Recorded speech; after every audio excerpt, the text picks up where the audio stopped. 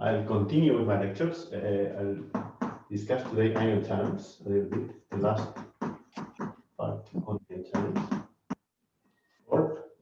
And if there's time, which I hope, I'll also start with biopolymers. The next block in biophysics. All right.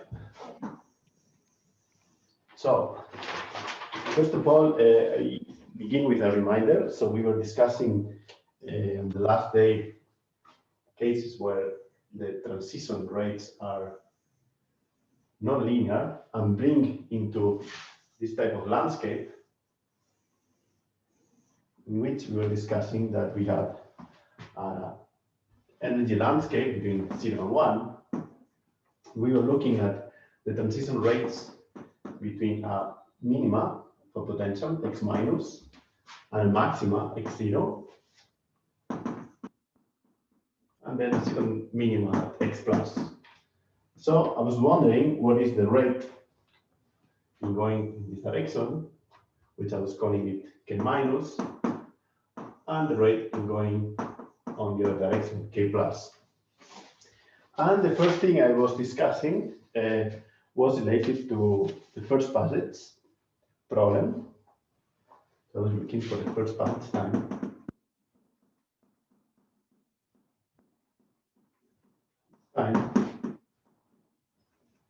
From x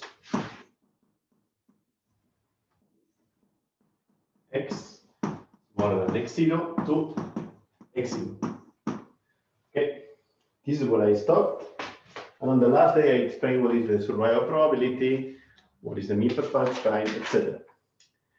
So, first of all, today, I think the last calculation that I gave you was the following.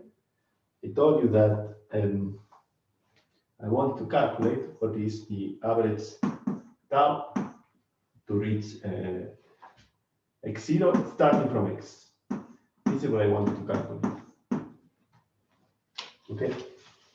So first of all, today there are many ways to calculate the mean first passage time in this problem. Of course, there's different choices you can take, but today I'm taking one that is called the backward Fokker-Planck approach. So as a reminder, what I was calling the forward, but I wasn't calling forward, I was just calling Fokker-Planck, but you can also call it forward Fokker-Planck.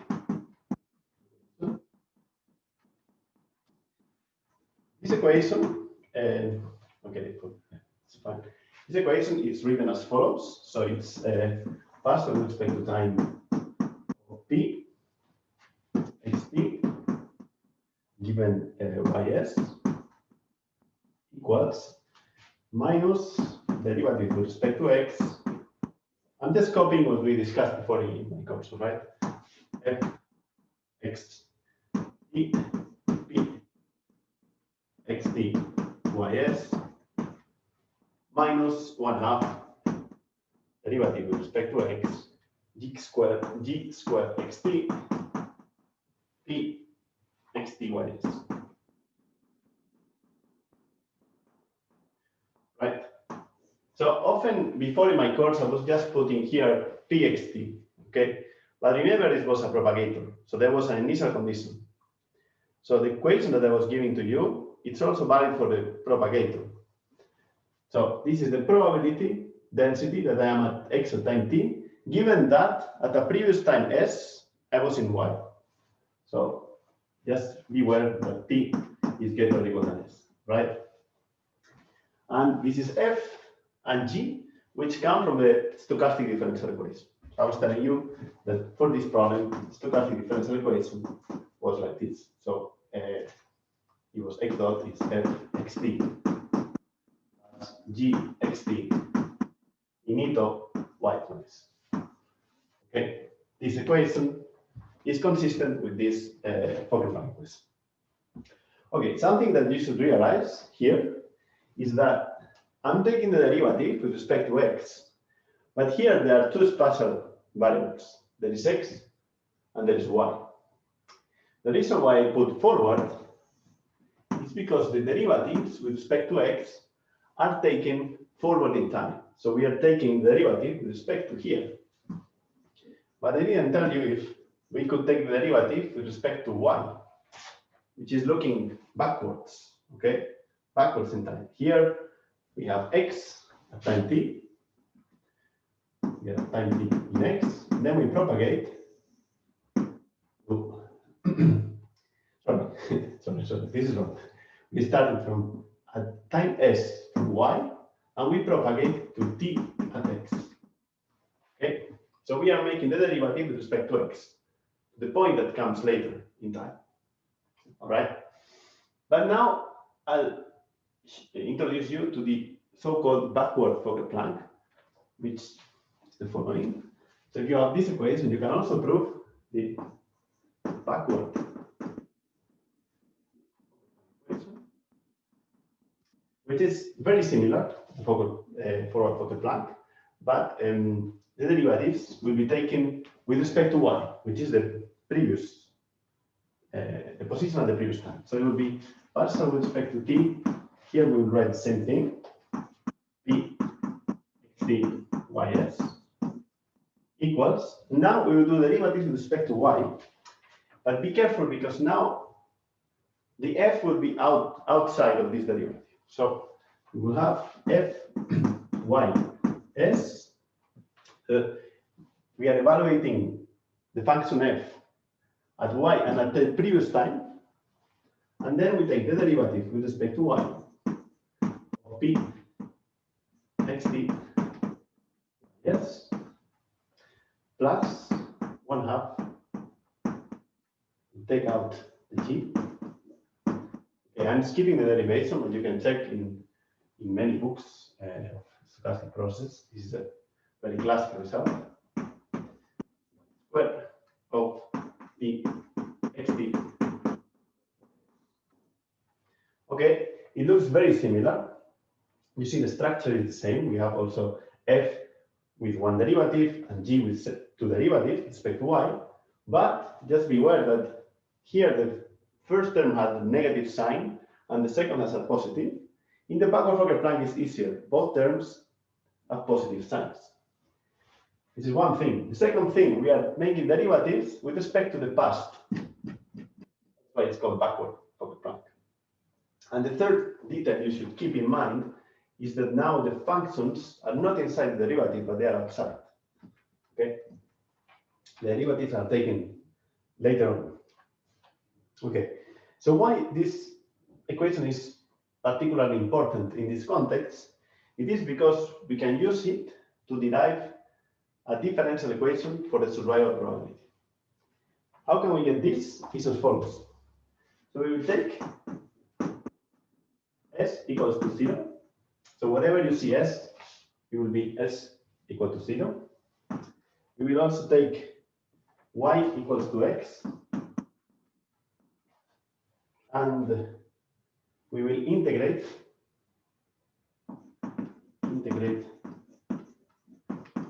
over x, which I will call x0. Okay, so I'll do the following. I will call now yx, so it will be p. You can call, for example, this x prime if you want, x prime. I will call yx, and I will integrate over x prime. So if I integrate over x prime here, and here, and here, you will see that what appears here, and I will do integration dx prime, integration dx prime, integration dx prime, the object that comes out is the survival probability. Okay, remember the previous day, I defined the survival probability in this way. So I define it well.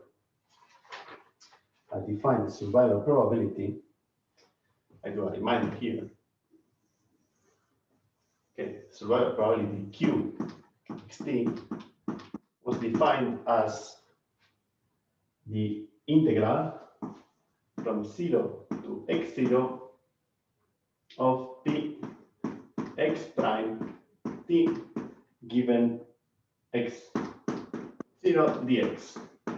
This was the survival probability. So now I'm taking the integral with respect to x prime as I do here, and I'm putting s equal to 0 here, which is the same as here. So this equation that I have here, the backward Fourier Planck, for these choices and integrating over x prime, gives me an integral, gives me an equation, sorry, for the survival problem. So what I get mainly is the following. So from here, I get immediately that parcel with respect to t. Here I will get the survival, will be q.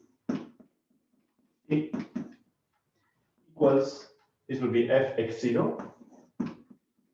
Remember, I'm changing s by 0 and y by x. And then there will be derivative with respect to x of q t plus g squared x0 divided by 2 times second derivative of the survival problem. So second derivative with respect to x2 of q. So this is a partial differential equation for the survival problem.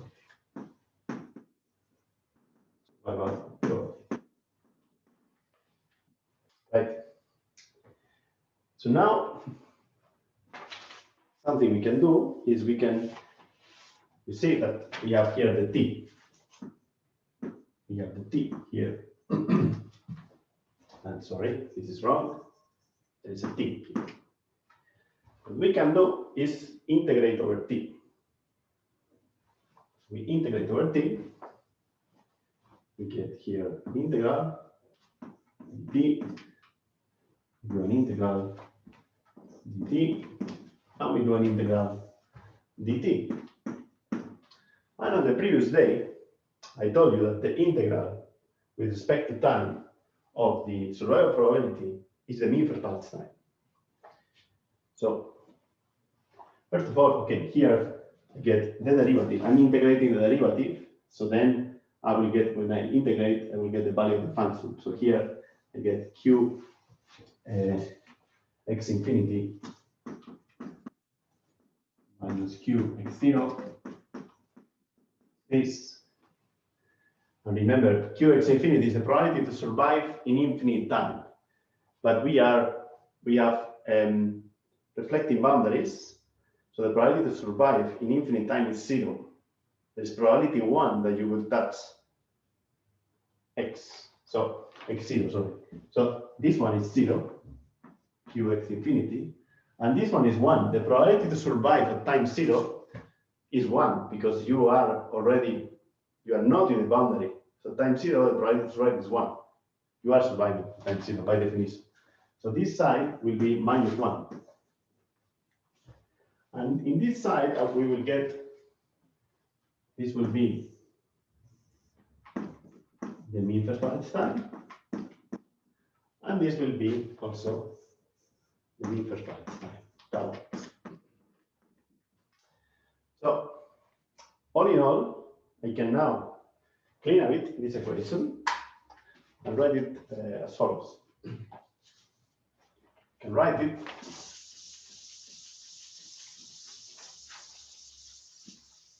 in a simple way, which will be differential equation for the mean first pass time. Target is just rewriting this. The equation that I get is f. Okay, I'm saying that fx doesn't depend on time, which is a good assumption. Remember, if you wrote it like this is the general fxt, but in our problem, this we can write it as fx, and this we can write just as gx. So this equation here becomes fx times the mean first pass time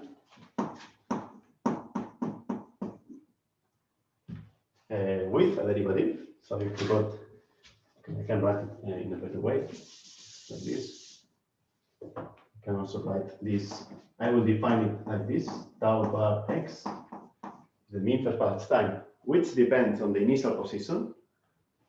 So tau bar prime x plus g squared x divided by 2 tau prime prime x equals to -1.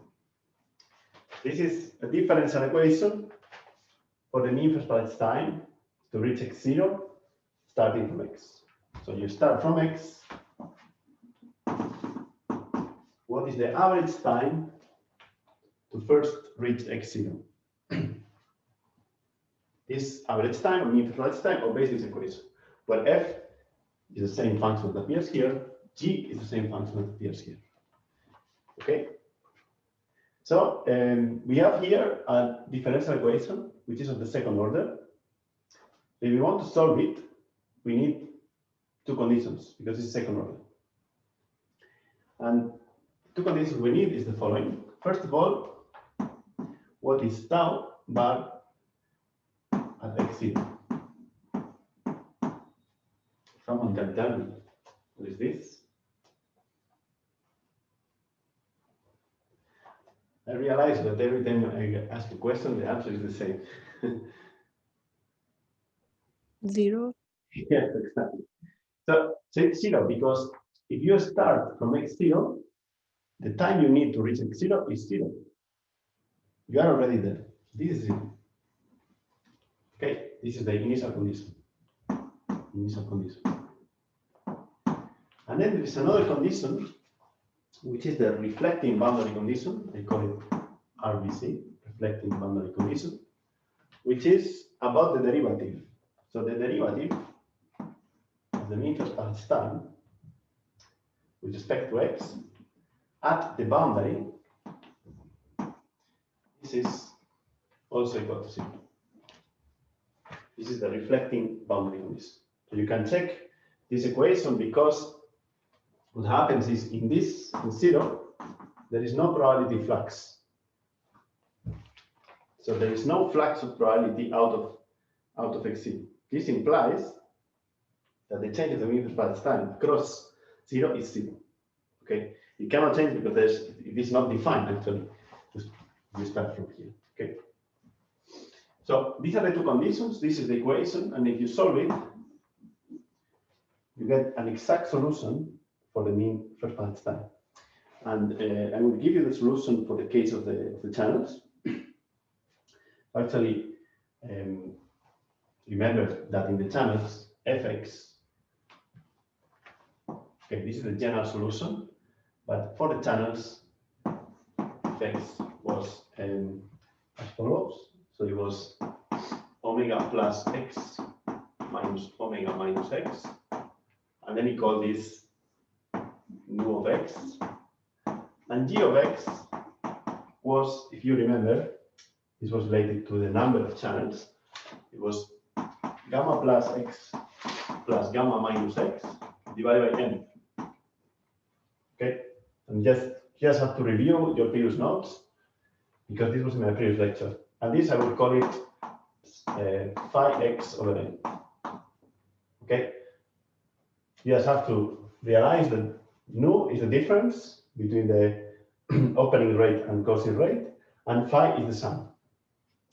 So if we replace this there, this is the, okay, this is general for any stochastic differential equation you put here. This is the equation for the mean first Pallets, but now for the channels, we will have this. So we just have to replace. I will call this nu, and I will call this phi x divided by n. It will be like this. This will be nu of x, and this will be phi of x divided by 2n. Okay. So now, given this, you can check in the reference that I'm using, the book of Breslov, page 120, and check that the solution for this differential equation is given, and it's the following: tau of x equals n integral from x to x0 of dx prime exponential of n psi of x integral 0 to x prime of exponential of minus n psi x, sorry, this is x prime, and this is x prime prime, divided by 5 prime dx prime.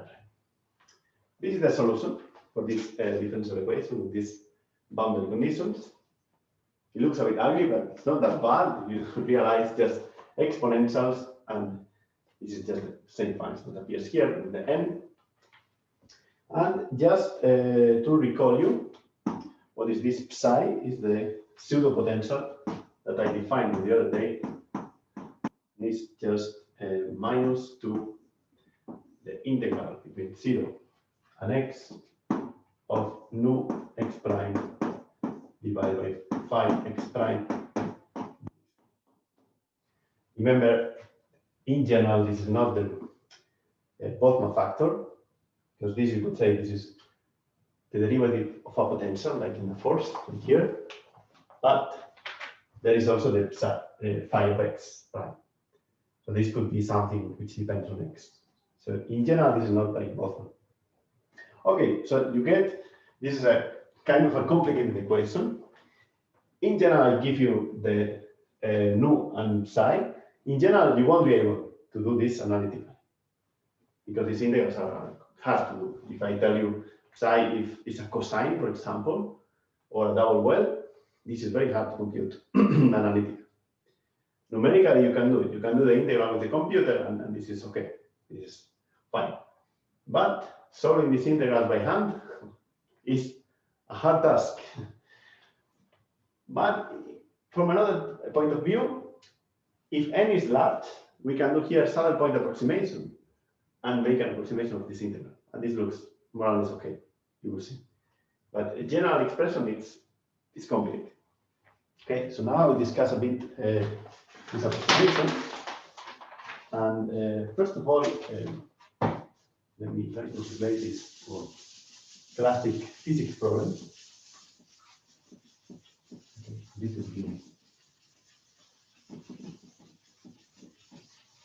is the result of general nu, and this is related to what is called in physics Kramer's problem. We call it Kramer's problem in physics. Kramer's problem, which is the following. So it's the same differential equation, but for the case of a potential. So in Kramer was thinking about particles diffusing in a potential. So he was thinking about the equation like this, dx equals minus u prime x gamma dt square root 2d dt. So it has the same structure as what I'm discussing here. You can write using Einstein relation. So remember, Einstein relation was d dt divided by gamma. I discussed this in my lecture. So then it means that 1 over gamma is beta d. Okay, so I change 1 over gamma with beta d. This becomes minus beta d u prime x is the potential d plus square root of 2d dt. Okay. For this problem, which is analogous to what I'm discussing, you can write the same equation, follow the same steps, and you will get an equation for the solution for the mu plus time, which will sound to you more familiar, and you will see why. If I solve the same problem, I get now, instead of the n, remember n appears in the intensity of the noise. So here the intensity of the noise is 2d. Okay, I'm thinking about the problem where there is a potential u of x, there is a particle, and the particle has diffusion coefficient d. And this is in a thermal path. Okay. So if you look at the first passage from here to here, this will depend on the temperature or the height of the barriers. So it comes out, if you do the same calculation, you get the following: 1 over d. And now you will see happens x to x0 of dx prime e to the beta x prime integral 0x e to the minus beta u x prime divided by nothing. That's it. And then dx. This is the calculation. You do the same steps as here, and you get this equation. You see that now what enters in the integrals is e to the beta u. So it's like Boltzmann factors. This is e minus beta, this is e.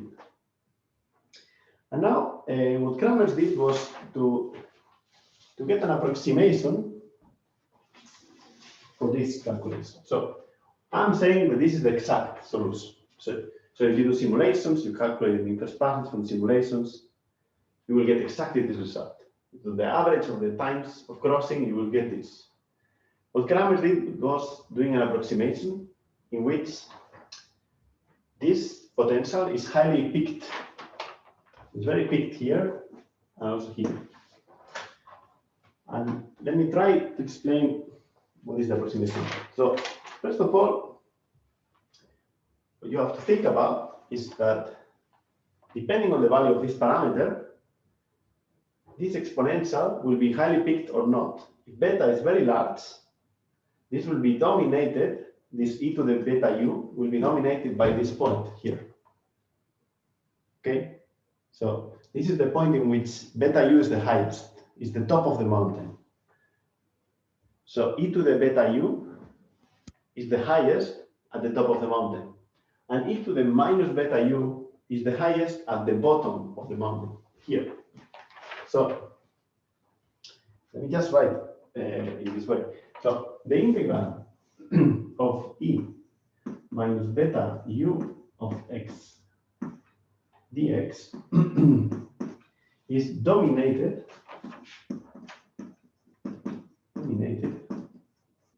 by a small region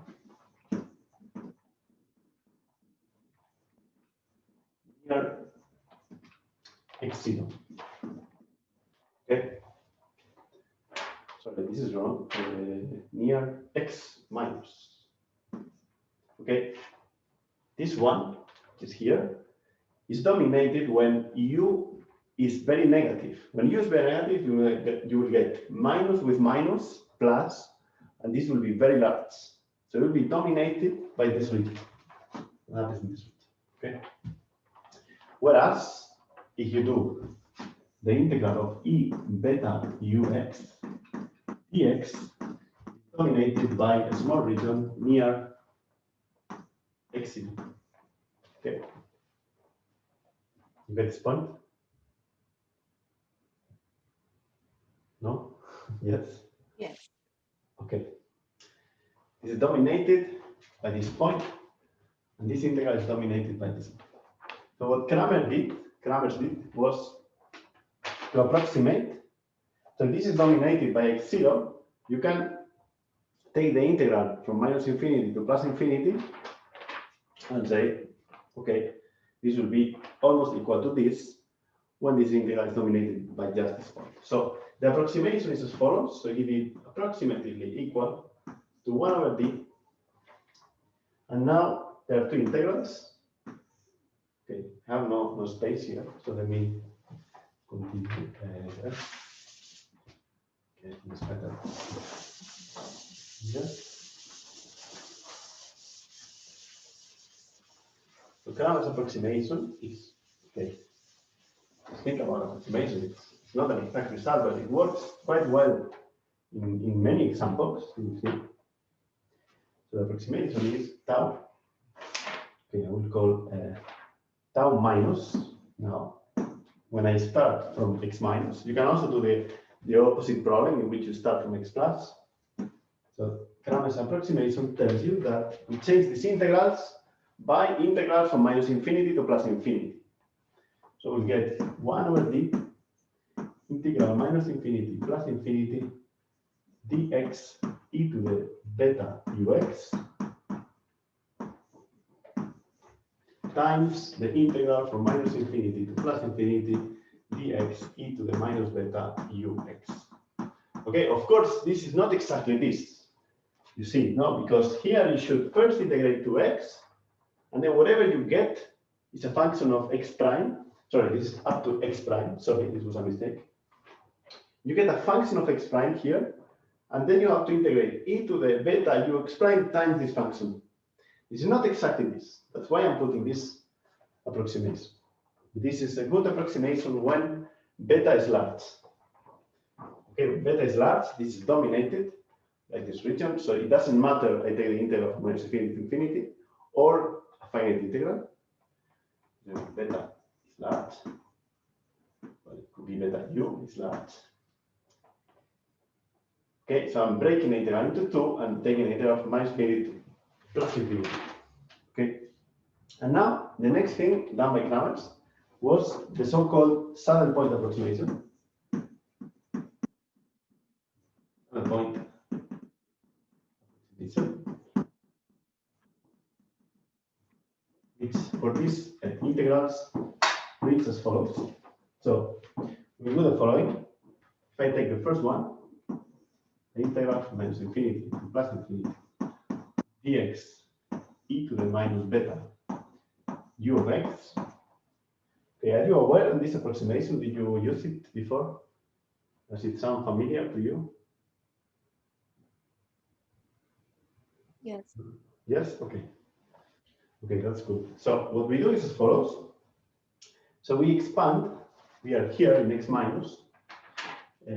We said e to the minus is dominated by here. So what we will do is to expand u up to second order. So we are here in u, and we will expand this like by a parabola. Right? So we will do approximately equal to integral from minus infinity to plus infinity of dx e to the minus beta. And now we write this as u at x minus at the bottom plus, okay, 1 second, plus u prime prime x minus times x minus x minus squared divided by 2. Okay, so I have expanded the potential up to second order in the minimum, like this. All right. And now I say, I know this is a number, u of x minus. So I will take this out into the minus beta u x minus. And now the only integral I need to do is over x. This is a Gaussian integral. It's integral of dx e to the minus something times x minus something squared. This is an integral we can do. It's not so difficult. If I continue, this integral, integrals can be done. Because all we need to know is that we need to know that this type of integrals, you do minus infinity to plus infinity dx e minus a x minus b squared. How much is this? You know?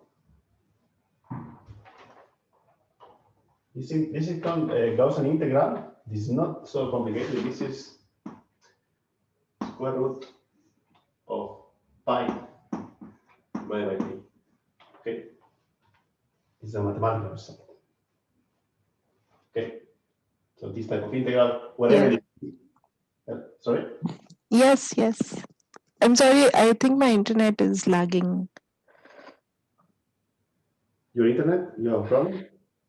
No, it's okay. It's okay. I was trying to answer the question, but I couldn't because Okay. everything was frozen. This integral is the integral of the Gaussian.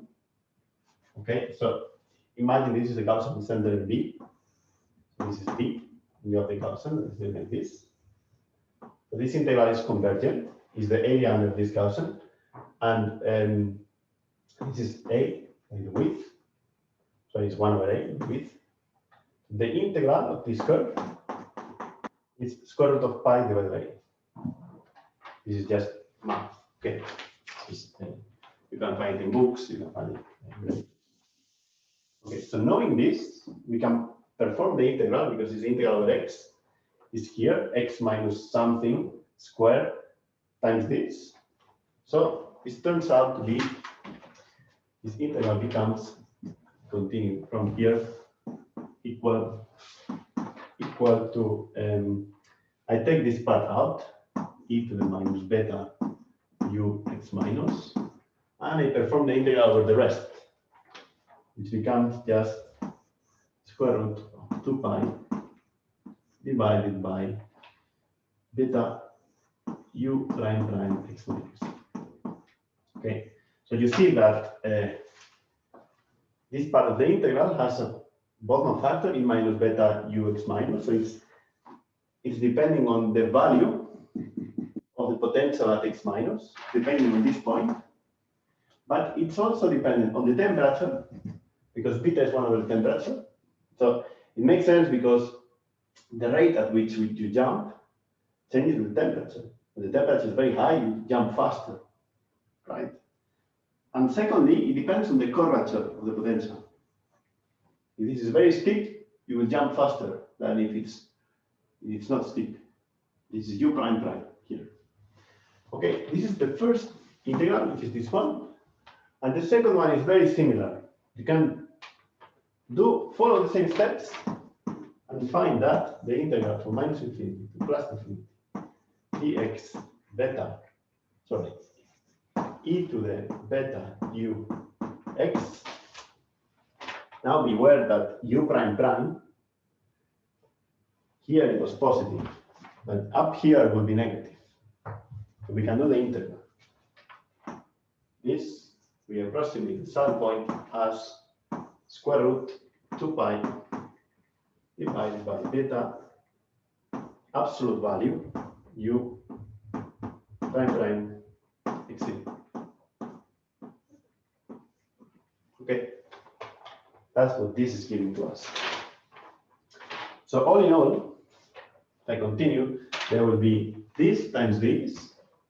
So there will be a square root beta times square root beta is beta, so it goes up, the kBt divided by d. The 2 pi's go out, so what I get at the end is something like this. It's 2 pi kBt divided by d divided by square root of u prime prime x minus absolute value of u prime prime x0 times exponential.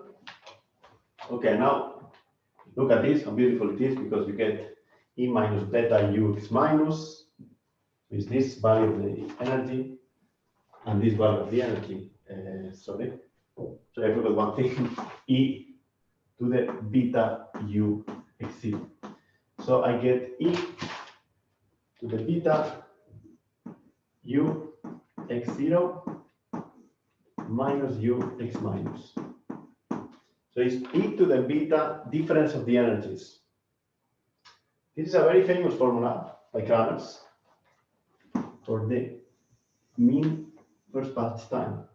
Often it is written a formula for the rates, for the rate in going from x minus to x0. And the rate is 1 over the time. So you will see a minus here, because it will be the inverse of this. Okay, so you want to see the rate k minus, it will be 1 over tau minus. This will be proportional to e to the minus beta and the difference of energies, delta e. Delta u, okay? Delta u is u x0, u x minus. This is a very famous formula, the Kramers. And think about it, it is telling you the following. When u x0 is large, so then this will be a very high mountain here. Okay, let's see if this makes sense, because when u x0 is large, yes, when u x0 is large, tau is large, it takes a long time to climb the mountain. See, no? It makes sense. Second, when the temperature is large, it's also taking a lot of time to climb the mountain. when D is large, okay, when D is large, it is taking a short time to go because the diffusion coefficient is large, so you can jump fast. And these are the curvatures. So when the curvature is very high, it means the potential is very steep and you get trapped, so you cannot jump. Okay, so sorry, this is the opposite. When this is okay, when the curvature is very high, it means the potential is steep and this is pushing you very much. Okay, so this is making you jump very fast. This is large, so the time becomes small. So you see that Kramers found that not only first approximation, not only the energy difference is important, but also details of the potential, which means the curvature of the potential. Okay. So this is also related to Arrhenius law, which I discussed when you discuss about the rates. But now, as I said, this is for Kramers problem. When here we have u prime, is beta, and here is square root of 2d. Okay.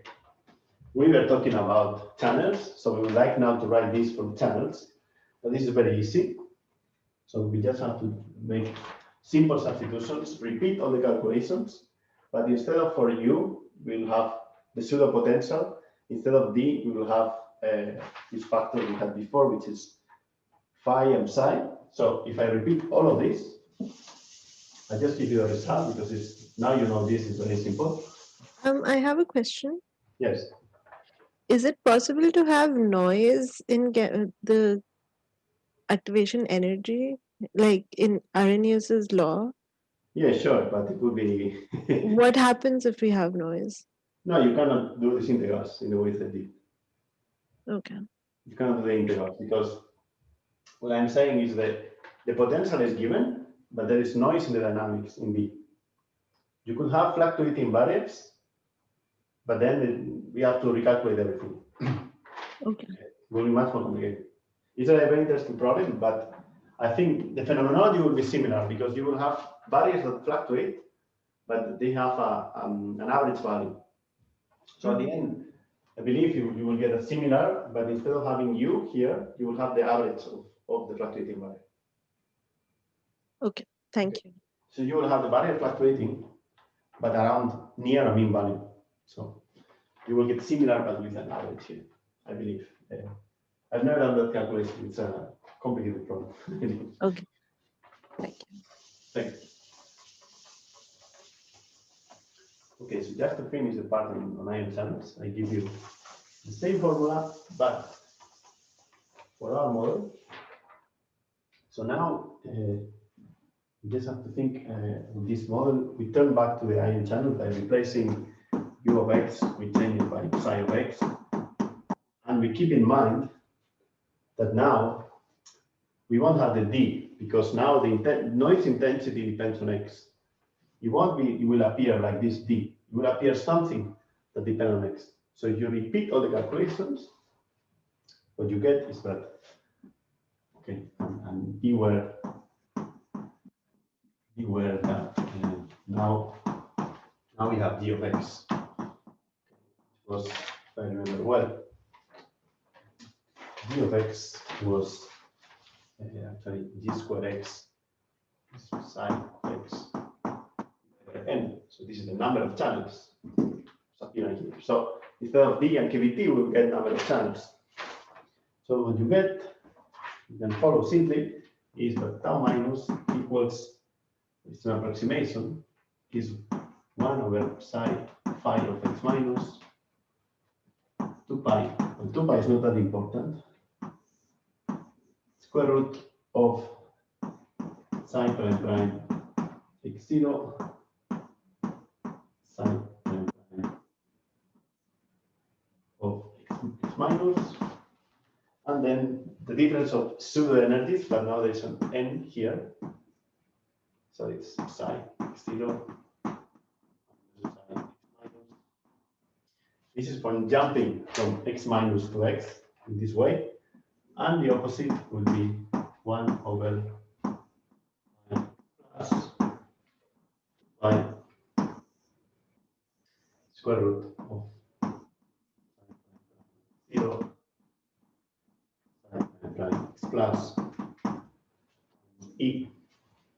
to the n 0 minus I. Very simple. All right. Something you should realize, and you can check simply, is that this has units of time. Okay, this has units of energy divided by length squared length. This is energy, and this is length squared by IT. So all together, it's at units of time. Okay, and this is the result for the channels. And as you see, n has a critical role. This is the number of channels. So when you have more channels, this will be activated much faster, and vice versa. And this is it. So this is all I wanted to tell you about ion channels. The second part of the lecture, I'll discuss biopolymers. I think we are more or less fine with time. So any question, doubt?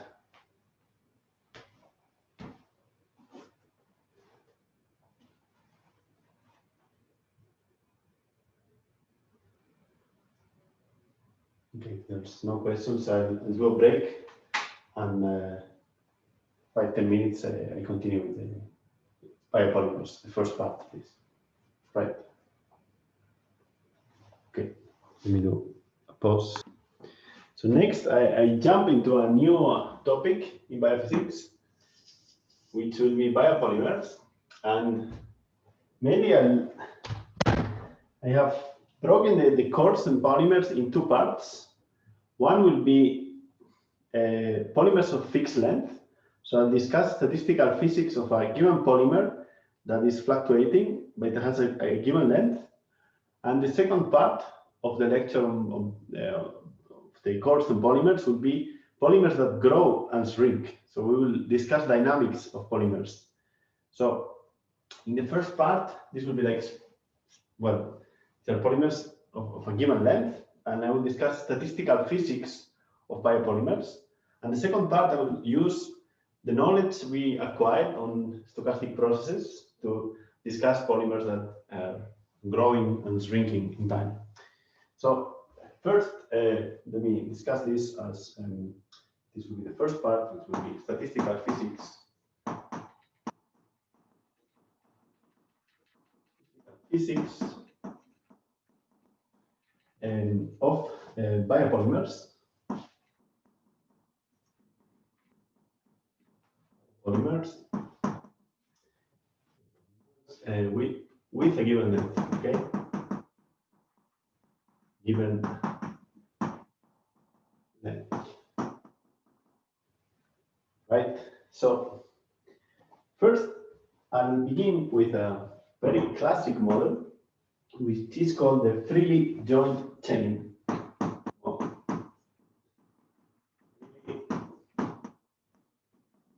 Joined chain model for polymers. Right. So here, this is I will discuss it in 2 dimensions. So I will think about a chain that is in 2 dimensions. So for example, you have this plane, and I have a chain here, right? And this chain is made of monomers of a given length. So I discussed it in 2D, but we could also do it in 3D for completeness. Okay. So I will discuss it in 2D, in 2 dimensions. This model is like a bike chain. Okay. I don't know if you use a bike, but the bike, you have a chain, and each of the elements of the chain has the same length, right? So I'm thinking about chain like this.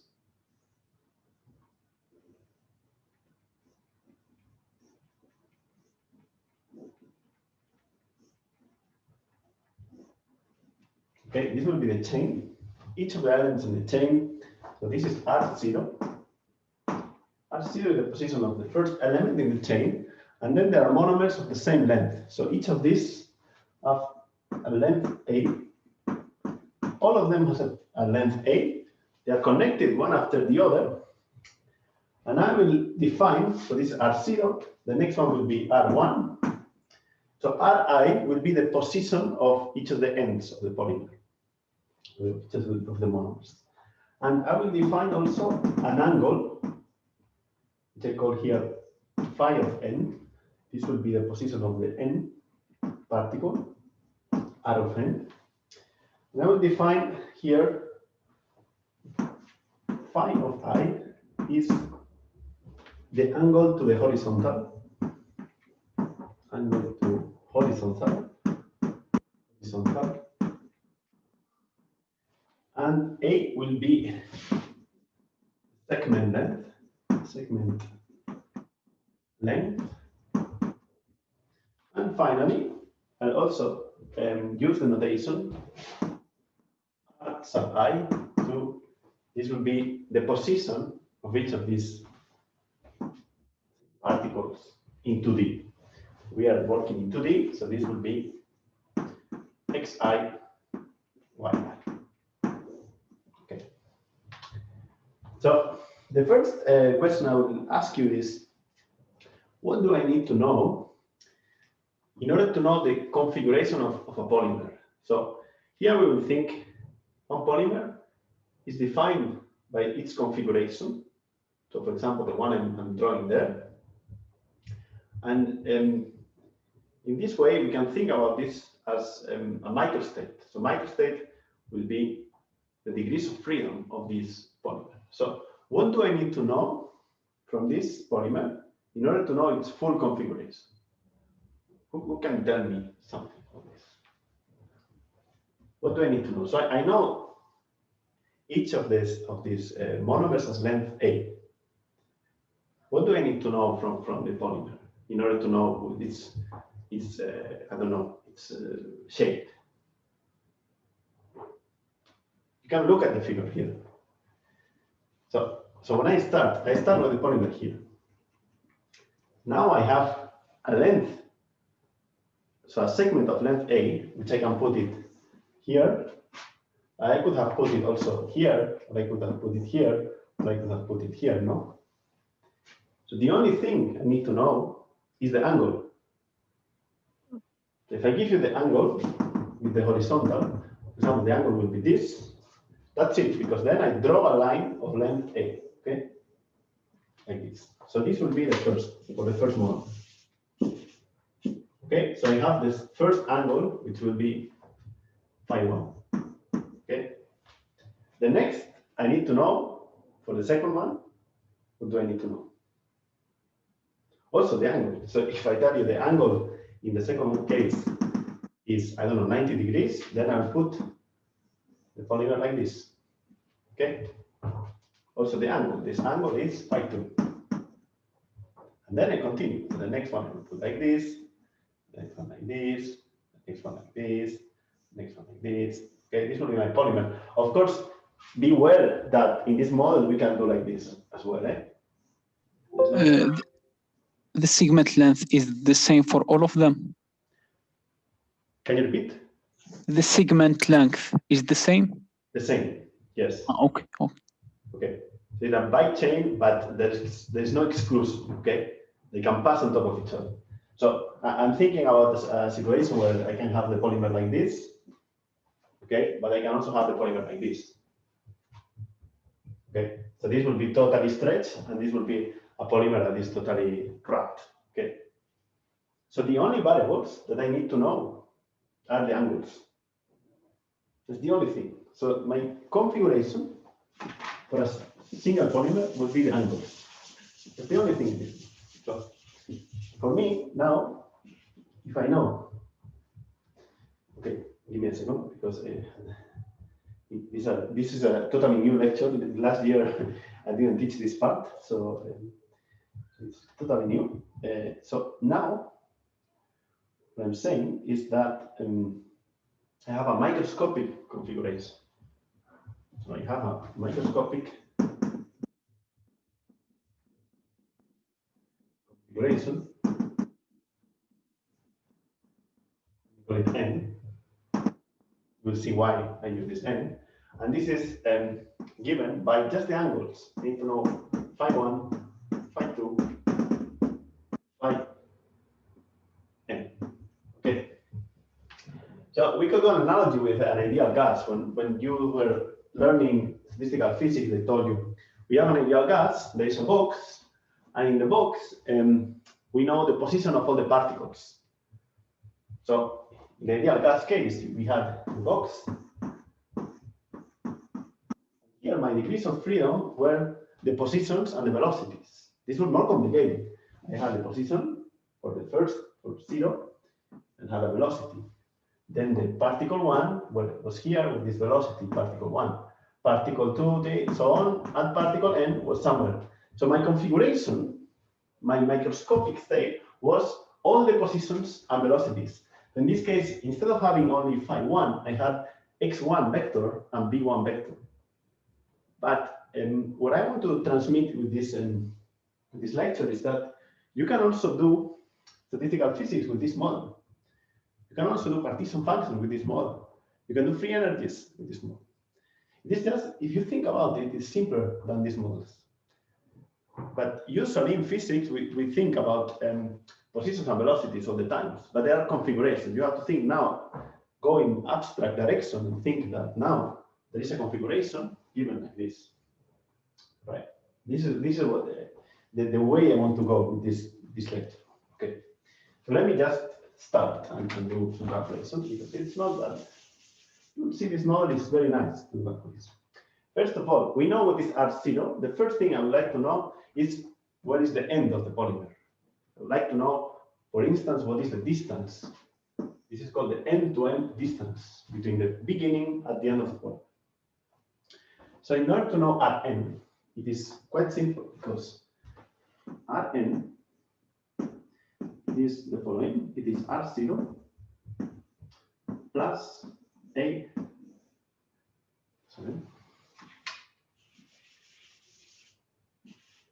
plus the sum.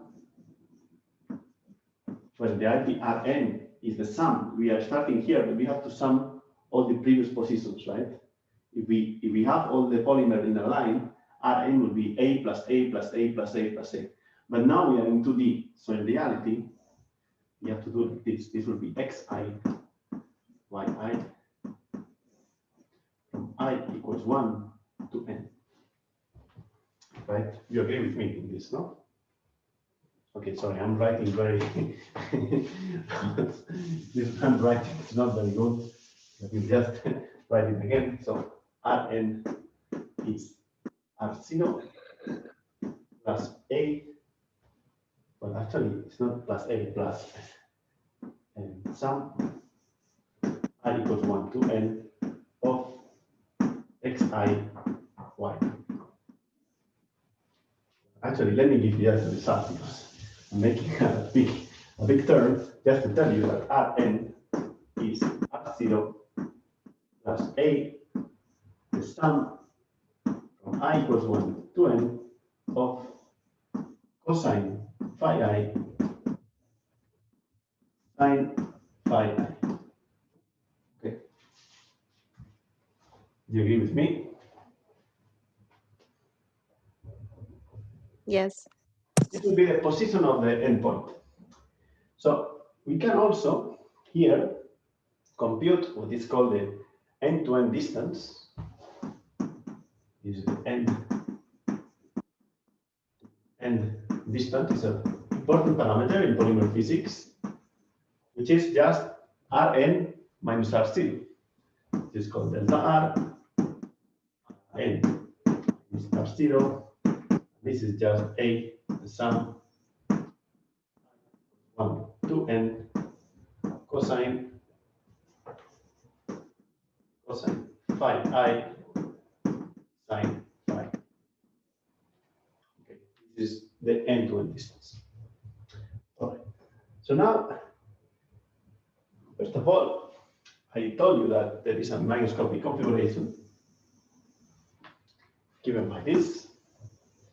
So then, one should think about probabilities. What is the probability to find a polymer with a given configuration?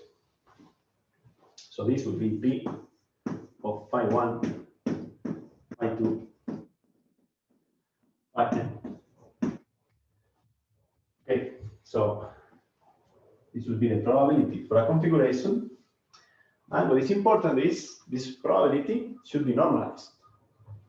We should have that the integral d phi 1 up to the integral d phi n should be equal to 1. And importantly, how do we do the integral? Which are the integration limits there? It's an angle, so from 0 to 2 pi. 0 to 2 pi.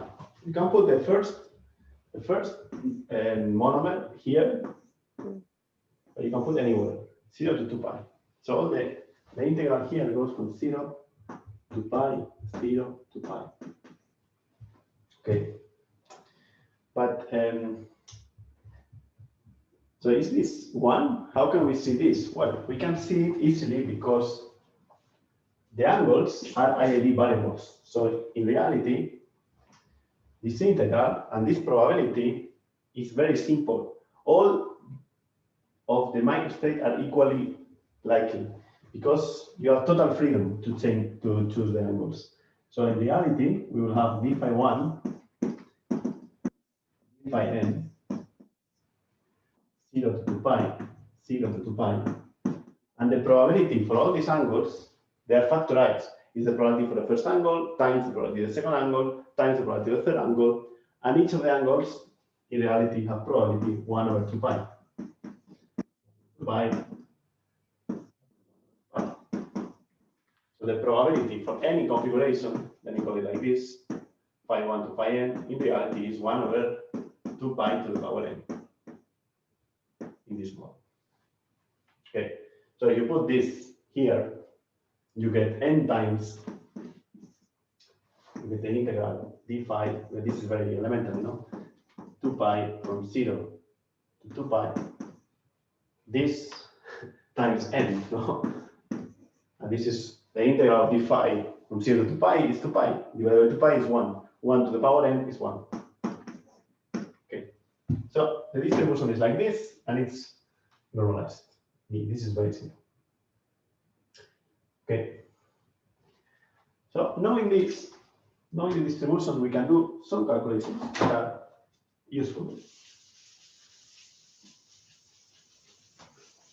And simple to do actually in this one. So I was telling you that it is important to characterize the end-to-end distance. We can look at fluctuations of the end-to-end distance. So for instance, we can do the mean of this. The mean of the end-to-end distance. End-to-end distance is defined there. So it is, we have to take that thing and average. So average, we do like this. And 0 to 2 pi. 0 to 2 pi. This is what we want to average. So then we get 8 times this sum. Cos pi I sine pi I. And the distribution is 1 over 2 pi to the power n. Okay. And now, what is this? Well, this is very simple because this is 0. It's 0, 0. Can I do it? 0. Because the average of the cosine is 0 and the average of the sine is 0. Okay, if I do the integral, okay, the integral of cos phi d phi from 0 to 2 pi is the same as the integral of the sine, and it's 0. Okay, so here there is a sum of integrals. Each of the integrals is 0. So the end-to-end distance on average is 0. Fine. Now I'll try to do the variance. So what is the variance of the end-to-end distance? So I do this square. The second moment. So the second moment, you can see that this is the same as doing delta r times delta r. Delta r is a vector, so we do the scalar product. Delta r times This is a bit more involved, but it is not that bad. You see that you have vectors. You have this vector. In the first component is cos phi 1 plus cos phi 2 plus cos phi 3. In the second component is sin phi 1 plus sin phi 2 plus sin phi 3. You have to multiply that by the same vector.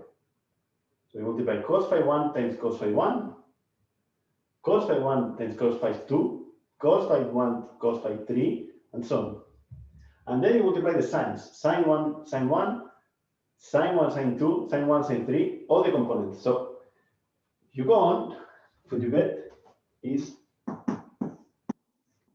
d by 1 n 0 to pi, 0 to pi, a squared. And now you get this sum I comma j of cos phi I cos phi j plus sin phi I sin phi j. And we sum both from equal 1 to n. Okay. Let me know if you are lost here, because this is important. Eh? Okay. When you have doubts with these very abstract formulas, you just do it for n equal 2. So you do cos phi 1 plus cos phi 2 sin phi 1 plus sin phi 2, and you multiply by itself. So it will be this times the same thing. There will be cos 1, cos 1, cos 1, cos 2, cos 2, cos 1, cos 2, cos 2. This thing plus the sines. Okay, this is just scalar product. Now let me continue the calculation. So we said there is zero mean, the given distance. And now we're looking at the variance. The variance will be positive. Let's see. So now we find the following. First of all, what we need to do, we get at the end, these are averages. When we have this, okay, I forgot one thing because I forgot the probability. So there is also a 2 pi to the power n. Okay, this is the probability density. When you average, you need the probability density. All right. Now, what is important? Okay, so you can write this as a sum of averages of cosines times cosines or sines. So there are many terms here. You can take the sum out and write this as sum of averages, and the averages have 3 different types. Okay, so there's one type of average. When I is different than j, we get, for example, cos phi I, times cos phi j. Okay. Imagine if you have cosine of the first angle times cosine of the second angle. What is this? Again, it's 0 because you see these are the Shouldn't this be a delta function? Why delta function? Okay, so these are two angles, and the angles are independent. So we are saying every angle you draw it independently. No, so then okay, Yeah. Same distribution and is independent. So you can go like this and say this is okay. Let's say I is 1 and j is 2. Cos phi 1 times cos phi 2. You can do this. Like these are independent, so you can do like this. Each of these is 0. So the product is 0. Make sense? These are independent variables when I is different to j. When you have cos phi 1 times cos phi 2, for example. You can break the average. Each of them is 0, so this is 0. Equally, you can do this with the sign. Because the sign is also independent variable when these are different. So this is also, well, related to the delta, you can write this with the Kronecker delta. This is the point. Sin phi ij is also 0 for I different than j. Okay. So what I'm saying is in this sum, the cross terms do not give anything in the average. The only thing that survives is cos phi I, sin phi I, sin phi I. Okay, so the only thing that I equals to j, we have here cos square phi I plus sine square phi I. What is this? It's 1. 1. It's the average of 1, which is 1. Okay, so there are n times 1. So all this sum, when you average, I continue, all this sum averaged becomes, there is 1, but you have 1 n times, because you have cos, sine for phi 1, for phi 2, for phi 3, for phi 4. So there are n terms like this. So there is an n, there is an a square, and then there's the integral phi 1 to phi n of 1 over 2 pi to the n, which is 1. So this, just this, n a squared. Okay, so if you wanted that I write in more detail, this was a squared n, and then there was this integral from 0 to 2 pi of d phi 2 pi or cos square phi plus sine square phi. This is 1. So this is n a squared. This means when you have few monomers, the variance is not very big, but when you increase the number of monomers, of course, there will be more variance. It will be more spread. Okay. And also, this increases quadratically with the monomer length. Right. Okay, I don't know how much. Okay, with time and fine. Okay. So now I will do a very nice analogy and help you appreciate, because there is a connection between this model and random walks. And you will see when I write the two models together. It seems that this is just a totally disconnected model from what I discussed, but it is not. And you'll see now.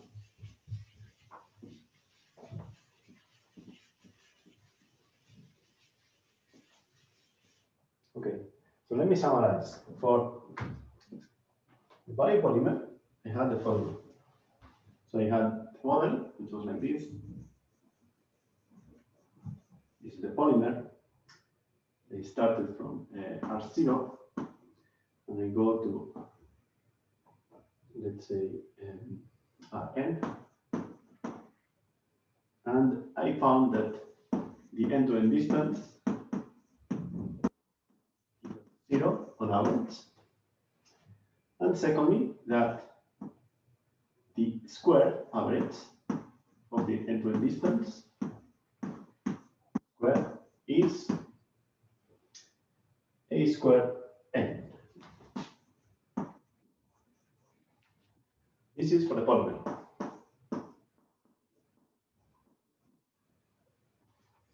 Now, think about a 2D random walk. Remember the random walk? So I go in any direction with equal probability.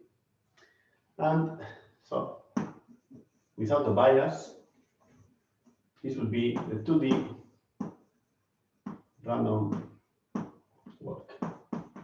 What were the properties of random walk? So I start from R0, I go to RT, and this distance obeys, okay, let me call RT like this, and R0, its distance was obeying the following: RT minus R0. On average, I go now to D. Secondly, the variance increases with time. T minus R0 squared is how much? Come on. It's very simple.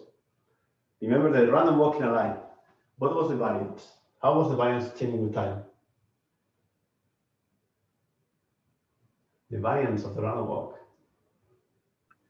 Okay, okay. We are in the line. We start from C, and we jump right and left with equal probability. Okay, but now we think about a model with the jumps can be infinitely small. We just have a diffusion which is this equation. Okay. Okay. Zero. You remember this? You can write also like this: dx equals square root of 2d dv. This process has average 0. Okay, x0 is 0, so I don't care. 0, no? The average of this process. And what was the variance of this process? This should be immediate for all of you. It should be. Is it square root of 2D? The variance is x squared t.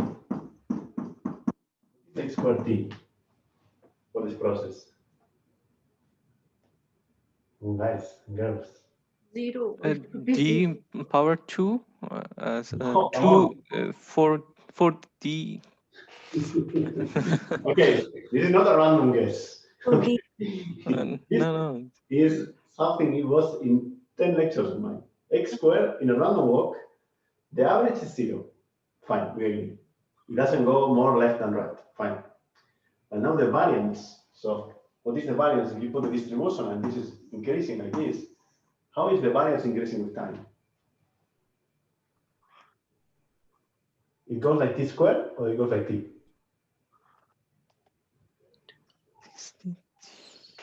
It was T. Boris, I hear t, no? Yes. And what is in front of this?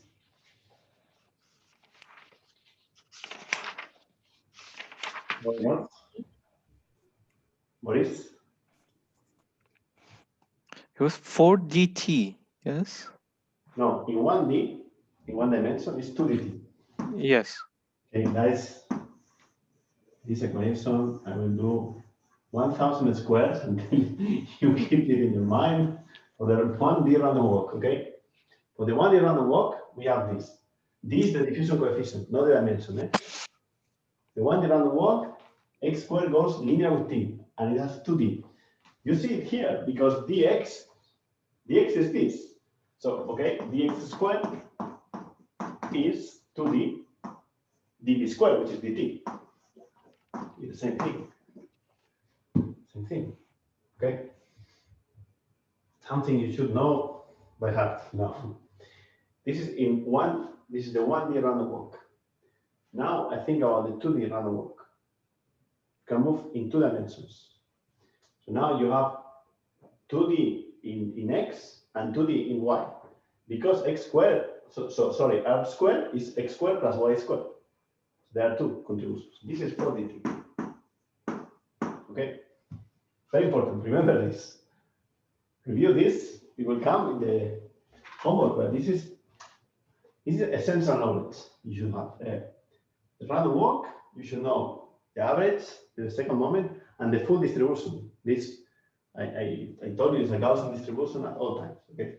Very important to keep. This is the most famous stochastic process on Earth. Okay? So please take this into account.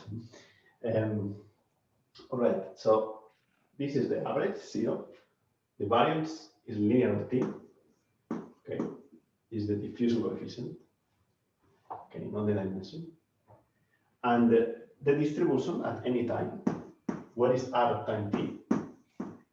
A Gaussian.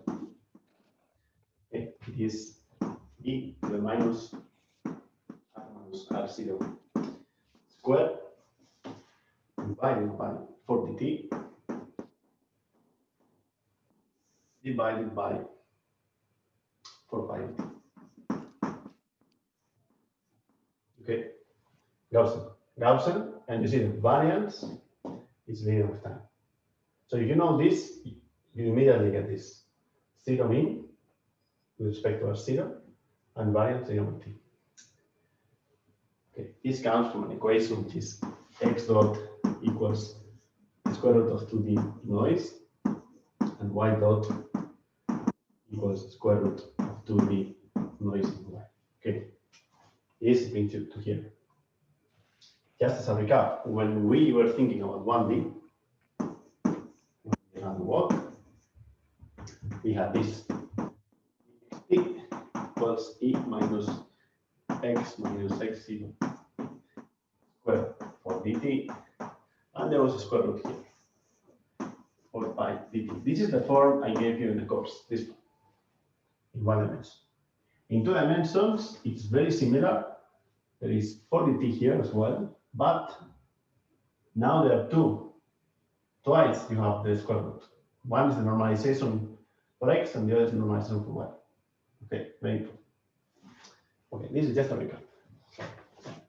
Please keep this in mind. Important. The stochastic process you should know very well.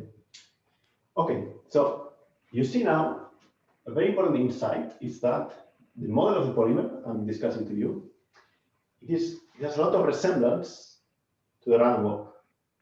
You see the shape of the polymer and the shape of the random walk, they look similar, but also the first moment is the same, 0. And the second moment, you can look at it also from the same point of view, because here t is an extensive variable. This is increasing 1, 2, 3, 4, 5, and so on. Here, the role of t is played by n. N is the number of monomers, but you can think about it like a time. 1 unit, 2 units, 3 units, 4, 5, and so on.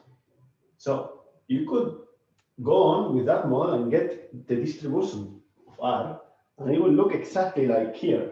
But now, instead of 4 dt, we'll have a squared n. Here, invariance. Okay? So what you get for delta R, let me call this thing delta R, is the same structure. P of delta R will be exponential of minus delta R squared divided by a squared n with pi a squared n. Okay, this will be the analogy between the random walk and the polymer. So we have a very similar model at the end. In spite of it looks different, but in the end, it's basically a random walk with a fixed length of jumping. Okay. I don't know if I can continue, but the next one I think is better. I cut here because the next model I will do, where I can introduce you a model I will discuss later. This will be the following. It will be a model in which you have the polymer and there is a force acting on the polymer. Okay, this will be for the next lecture. So this is also a model with angles, but there is a force. So you cannot think like a free diffusion. There will be a constraint because there is someone pulling the polymer. And this is something we can do in experiments nowadays. So one can pick a polymer, and this I tell you with connection with experiments. One can, for example, take a particle of 1 micron, and this particle, imagine, is in water. It has the size of a bacteria, and you can trap it with a laser. This is called optical tweezer. And use laser traps to catch a particle. And you can do this, for example, with 2 particles like this. And in between, place a polymer. Or instead of having a trap here, you can also have a pipette. You can put a polymer, which, for example, can be DNA. Actually, I've been involved in experiments like this. I have collaborations with biologists. So what you can do nowadays in the lab is take a DNA with your hands, with two particles strapped with optical tweezers. So nowadays one can do this experiment and take one of these straps and pull it with a force. And one can look at the fluctuations of this DNA when you are pulling with a given force. This polymer will, I don't know, you can do loops, you can do whatever.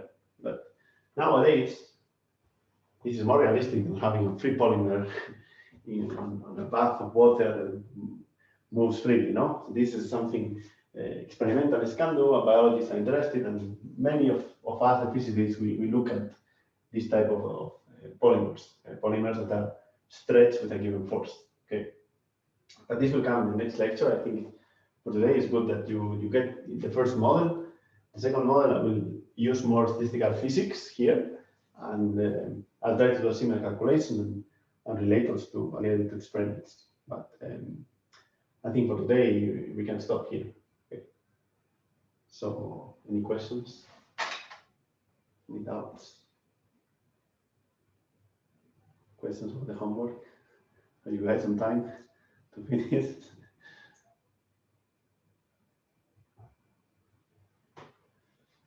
Okay. No. I have a question about the homework. Okay. So I